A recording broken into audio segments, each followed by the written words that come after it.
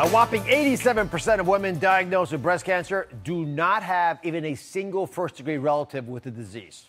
A statistic like that means for many women, a diagnosis of breast cancer can strike without warning.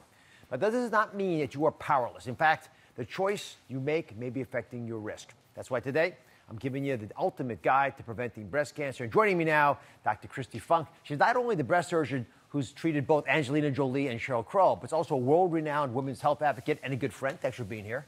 Thanks for having me. She says the first step to lowering your risk is to get a routine mammogram. You know, the last time we were on the show, it was earlier in COVID, and a lot of women were not leaving their home, period, much less to go get a mammogram at a clinic where they might get COVID, they thought. Has that rebounded? Are women going back to their clinics? Yes, they are. So the pandemic that we saw in the beginning has completely flipped on itself.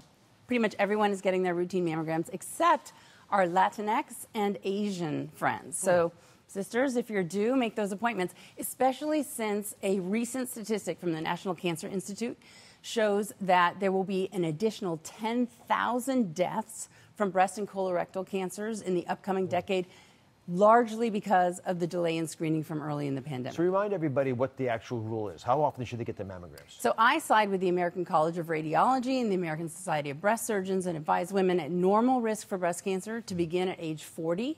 Don't stop and don't skip years unless you and your doctor decide otherwise.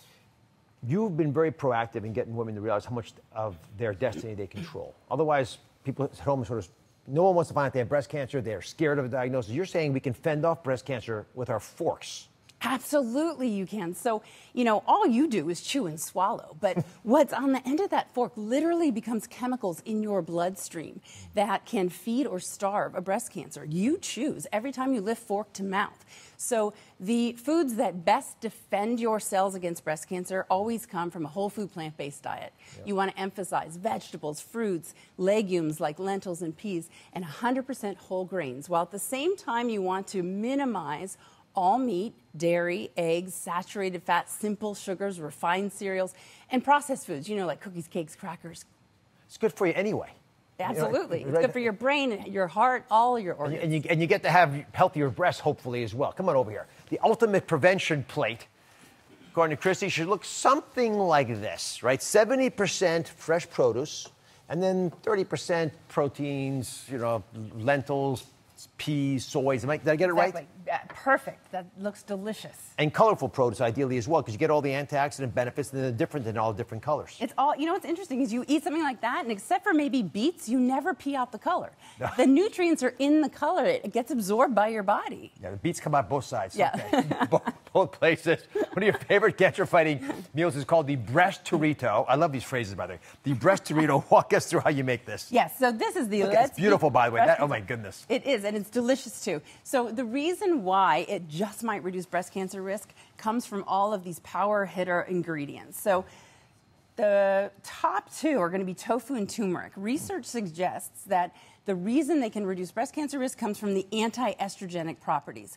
80% of all breast cancers are fed and fueled by estrogen. Yeah. So lowering estrogen is protective. Next up, you've got spinach. So your cruciferous veggies, broccoli, kale, arugula, spinach, all contain isothiocyanates.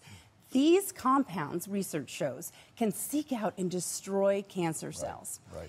Isn't that amazing that's impossible?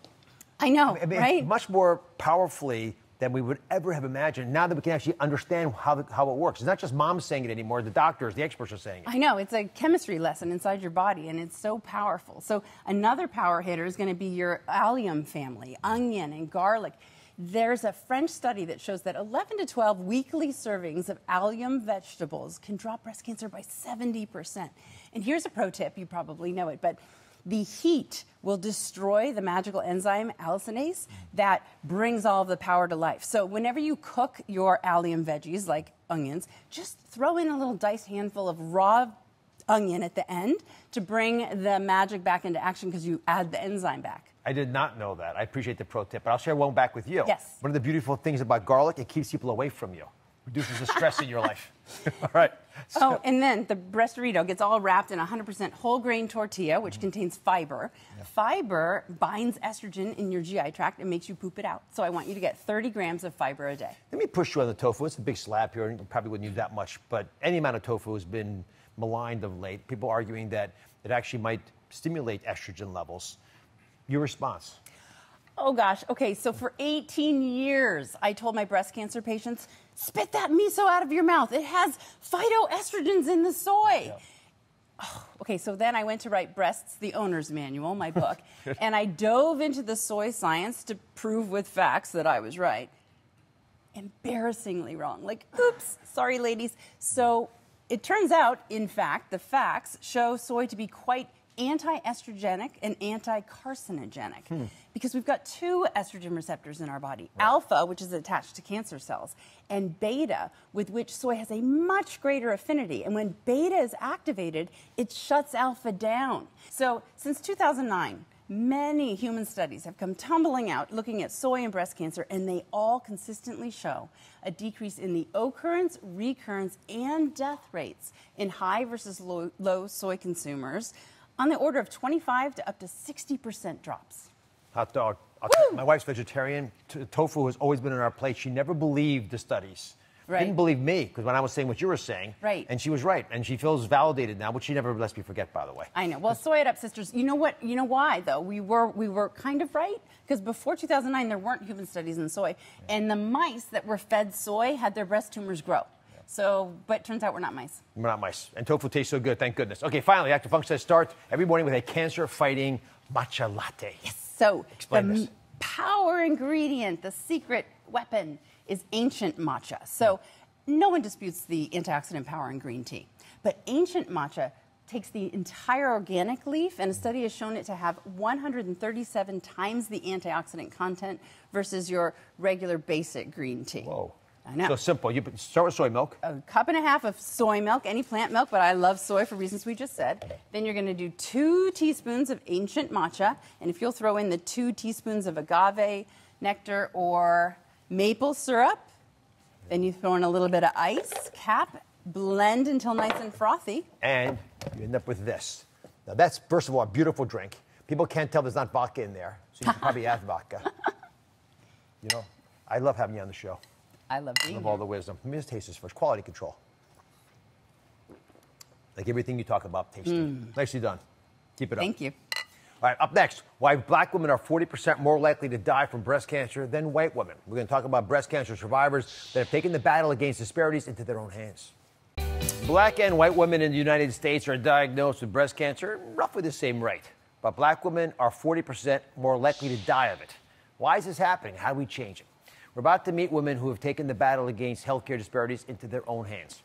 Breast cancer surgeon Dr. Christy Funk is here, along with gynecologist and women's health expert Dr. Jessica Shepard and cancer survivor Ricky Fairley. Ricky was diagnosed with a very aggressive form of breast cancer around 55 years of age. I'm sorry you had to go through that, but I appreciate you speaking openly about it. So what was it like at that young age to be diagnosed?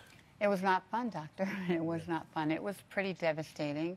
I was your typical crazy black woman taking care of everybody. I was the breadwinner for my family, the rainmaker for my company, and all of a sudden I had this shock that I had breast cancer. And not only breast cancer, but triple negative breast cancer. So it was pretty devastating. My daughters were 19 and 26 at the time. The youngest one was in college, and I was working to put her through school, to put her through Dartmouth. Yeah, and you don't have a lot of options because a lot of the hormone treatments aren't going to work. Nothing works. Dr. Shepard, why? Why does this happen? Why are black women more likely to die of breast cancer, even though they're getting diagnosed roughly the same rates? Yeah, I think that's an important question because breast cancer is the second most common cancer in women. Now, 1 in 8 women will be diagnosed in their lifetime with breast cancer, but like you said earlier, that black women are more likely to die from breast cancer. So that can come with access, education, awareness, but also when we think of triple negative breast cancer like Ricky had, that is a less common. It's only 15 to 20% of all breast cancers, but it's more aggressive. You see it earlier. And also, you will also see that when it's diagnosed, it's at a more aggressive form of the disease, and it's harder to treat. So with all of that together, we are seeing more black women die, and that's why the messaging is ever so important that we've got to early detect. Early detection is key, it's critical, and we want women to get their mammogram. Dr. Funk, the screening tools that doctors are using right now, do you think they're customized enough for women, especially for black women? I don't. So black women tend to have denser breast tissue than white women. Dense tissue on a mammogram looks like a white bunch of splotches, and fat is dark. cancer is also white. So now the radiologist has to look for a snowball in a snowstorm, and they often miss tumors. So I do recommend Black women, and really any dense-breasted woman, to get a 3D mammogram, which can see through the density better than your basic 2D. Plus, talk to your doctor about maybe adding additional imaging like screening ultrasound or breast MRI. Ricky, just from a patient's perspective, did you feel you were adequately informed when you were diagnosed? I don't believe that I was. I didn't really understand triple negative. When I went to Dr. Google, there were 3 things that said you were going to die. Dr. Google? And there are 3 things that said you're going to die. My doctor didn't have a lot of experience with triple negative breast cancer, and really couldn't speak to that, to the disease and what the impact was on Black women. But I believe our bodies are different, and the drugs don't always work for us. And I did the normal standard of care, and my cancer came back. And my doctor gave me 2 years to live, and I'm on 10. Well, thank you for making your doctor, for proving him wrong. Right, right. But I am sort of curious how this all comes about. And Jessica, you're taking this head on. She's partnered with the Oprah Winfrey Network, the Own Your Health initiative. They are supporting the diagnosis and care for people in the Black community. How is that going to change the future Rickies, and whether they're going to listen to what their doctor says and maybe have a 2-year life expectancy, or go out and kick the tires or other ideas? Yeah, we have the statistics. We know exactly what is going on. So with the Own Your Health and also Hologic Project Health Equity, partnering together to actually make actionable items to education and awareness, but also allowing the access to care tangible, to allow for Black women to understand where you can go for care, why it's so important, but making all of that accessible, because we know that Black and Hispanic women and women of color in general need care that they deserve and that they need. Thanks as always for being here. Find out more information on the Own Your Health initiative by going to OWN social media channels.